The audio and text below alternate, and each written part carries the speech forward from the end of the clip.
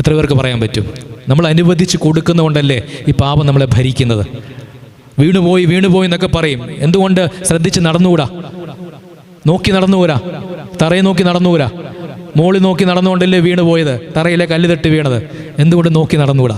വീഴ്ച അത് നമ്മൾ ആരെയും പഴിച്ചിട്ട് കാര്യമില്ല, നമ്മുടെ കുറ്റം കൊണ്ടാണ് നമ്മൾ വീഴുന്നത്.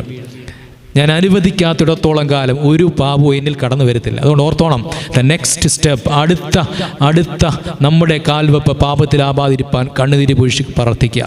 മൂന്നാമത് കരയേണ്ടത് വിശുദ്ധിയിൽ നിലനിൽക്കുവാൻ വേണ്ടി കരയണമെന്ന് കൂടി പഠിപ്പിച്ചിട്ടുണ്ട്. വിശുദ്ധിയിൽ നിലനിൽക്കുവാൻ. സ്തൗമൻ കാലോസ് എന്നൊരു വാക്ക് നമുക്ക് സുപരിചിതമാണ്. ഈ വാക്കിൻ്റെ അർത്ഥം അറിയാമോ? നമ്മൾ വേദപുസ്തകത്തിൻ്റെ കുർബാനക്രമത്തിൻ്റെ പുറകിൽ അതിൻ്റെ അർത്ഥം കിടപ്പുണ്ട്. എന്താണ്? നല്ലവണ്ണം നിൽക്കണം. ഇനി അതിൻ്റെ അർത്ഥം പറഞ്ഞു തരാമോ? നല്ല